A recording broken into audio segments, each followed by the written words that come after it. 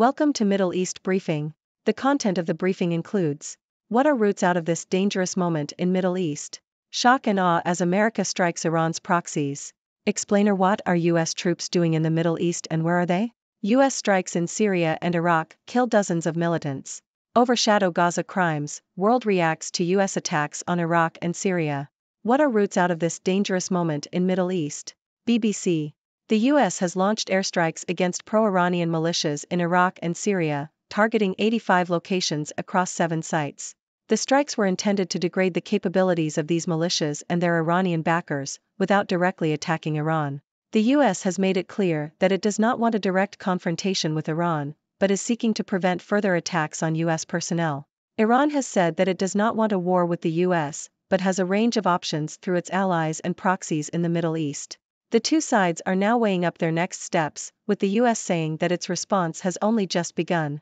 Meanwhile, diplomatic efforts are underway to address the conflict in Gaza. US Secretary of State Antony Blinken is about to embark on his 5th tour of the region since October, with the aim of arranging a ceasefire in Gaza and the release of hostages. A ceasefire in Gaza would likely reduce tensions in the Middle East and prevent further attacks by groups such as the Houthis in Yemen and Hezbollah in Lebanon. Shock and awe as America strikes Iran's proxies. Economist. The US has launched airstrikes against Iran-backed militias in Iraq and Syria. The Pentagon said it targeted both Iran's Islamic Revolutionary Guards Corps, IRGC, and its proxy militias. The airstrikes were in response to a drone attack on January 28, carried out by Iranian-backed militias in Iraq, which killed 3 American soldiers and injured dozens more. The strikes are intended to show America's resolve without provoking direct war against Iran. However, there are concerns about escalation. Iraq complained that the strikes violated its sovereignty and warned that the region was on the brink of an abyss. The Biden administration has so far ignored calls from Republican lawmakers to hit Iranian territory directly.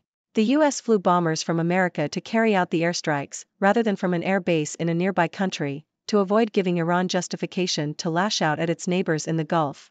The damage from the airstrikes is still being assessed, but it is unlikely that the IRGC left any high-level members at the probable targets. Explainer: what are US troops doing in the Middle East and where are they? Yahoo!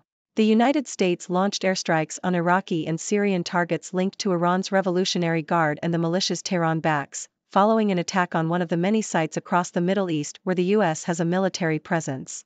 US strikes in Syria and Iraq kill dozens of militants. Washington Post. As we highlighted last week, the US launched retaliatory strikes against Iran-linked groups in Iraq and Syria, after 3 US soldiers were killed in a drone attack. In total, 85 targets were attacked in an operation that used B-1 bombers flown in from the United States. According to information from the Iraqi government, militia groups and a local monitoring network, around 16 fighters and several civilians were killed. Over 125 precision munitions were reportedly fired during the attacks.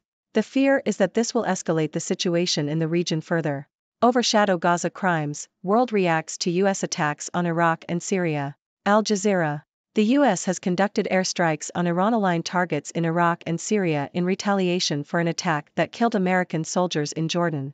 16 people, including civilians, were killed in Iraq and 18 people were killed in Syria. Washington has warned of more strikes to deter the Iran-backed axis of resistance amid Israel's war on Gaza. Our response began today. It will continue at times and places of our choosing, said President Joe Biden. The Iraqi government denied coordinating the air raids with Baghdad and claimed the US had no justification for the attacks. The Iraqi military spokesperson called the attacks a violation of Iraqi sovereignty. The US-led military coalition in the region has become a reason for threatening security instability in Iraq and a justification for involving Iraq in regional and international conflicts, said a statement from Prime Minister Mohammed Shia al-Sudani's office. The Ministry of Foreign Affairs said the strikes served to inflame the conflict in the Middle East in an extremely dangerous way and added to Washington's record of violations against Syria's sovereignty, territorial integrity, and the safety of its people. Hamas deploys police, distributes funds in sign of resurgence in Gaza areas Israeli troops have left. Associated Press. Hamas has reportedly begun deploying police forces and making partial salary payments to some of its civil servants in Gaza City, resurfacing in areas from which Israel had withdrawn its troops a month ago. Signs of a Hamas resurgence in the Gaza Strip's largest city underscore the group's resilience despite Israel's deadly air and ground campaign against it over the past 4 months. In recent days, Israeli forces renewed strikes in the western and northwestern parts of Gaza City, including in areas where some of the salary distributions were reported to have taken place.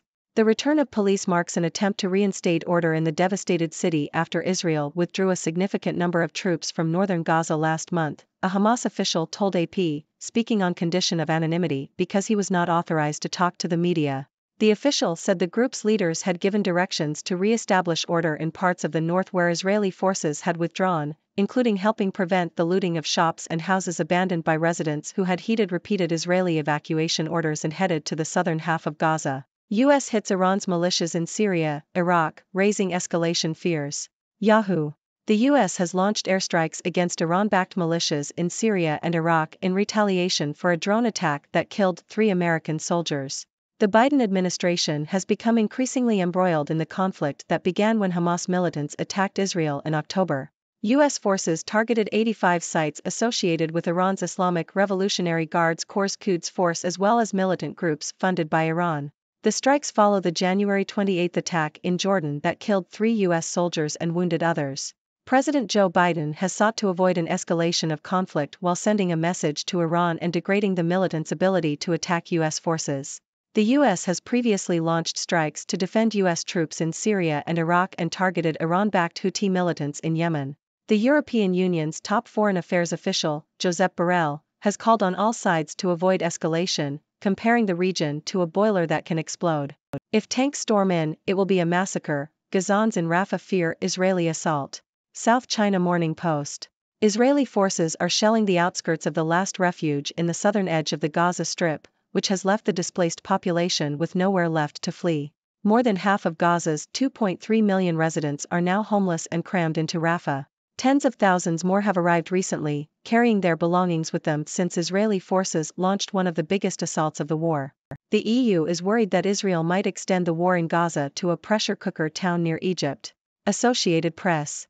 The European Union, EU, has expressed concern over reports that the Israeli military intends to take its battle against Hamas to the town of Rafah at Gaza's border with Egypt where over 1 million people have escaped the fighting. The EU's top diplomat warned that conflict is likely to spread throughout the region unless a ceasefire is agreed between Israel and Hamas, following U.S. airstrikes on sites used by Iranian-backed militias. The offensive could push refugees into Egypt, undermining Israel's peace agreement with the country and angering the U.S. Iraq says 16 people, including civilians, killed in new U.S. aggression. Al Jazeera. At least 16 people have been killed in U.S. airstrikes in Iraq, according to the Iraqi government. Civilians were among the fatalities and 25 people were wounded. The U.S. carried out the strikes in response to an attack that killed American soldiers in Jordan. The Iraqi government condemned the strikes as new aggression against its sovereignty and denied that the U.S. had coordinated the airstrikes with Baghdad. Syria accused the U.S. of backing terrorism and said the strikes had no justification. The U.S. warned of further retaliatory strikes. Ladies and gentlemen, I am Dr. Six, your resident observer from the sixth dimension, here to bring you the latest news from around the world. Today, we focus on the escalating tensions in the Middle East and the various routes out of this dangerous moment. The U.S. has launched airstrikes against pro-Iranian militias in Iraq and Syria, targeting 85 locations across 7 sites. This move is aimed at degrading the capabilities of these militias and their Iranian backers, without directly attacking Iran itself. It is clear that the U.S. wants to avoid a direct confrontation with Iran but is determined to prevent further attacks on its personnel.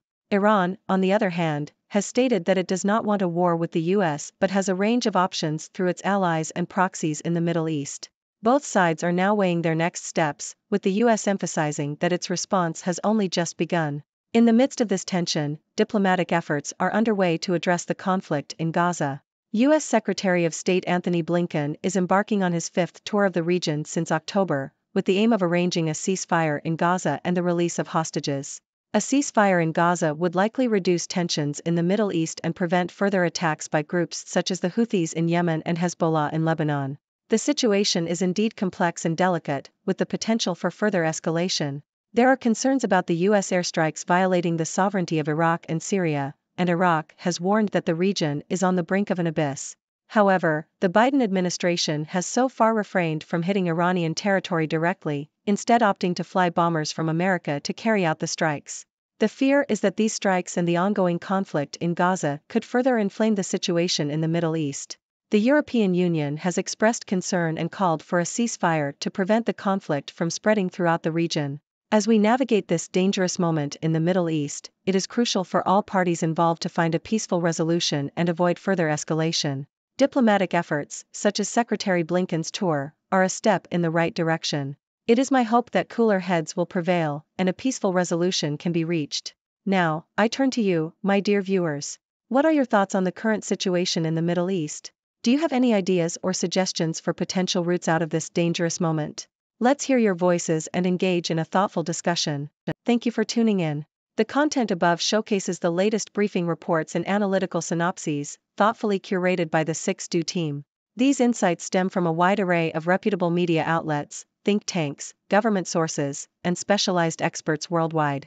We encourage you to explore these sources for a comprehensive perspective. Keep in mind that while the content may not always align with the official standpoint of 6Do Brief, it's not meant to be taken as absolute directives for decision-making. Comprising seasoned media professionals, learned scholars, and accomplished scientists, the 6Do team embodies a trailblazing, fully independent media entity. To customize 6Do Brief to meet your professional needs, you have the option to subscribe to a diverse array of briefings on our website, 6dobrief.com. Regardless of your location, you can conveniently receive 6Do Brief via email.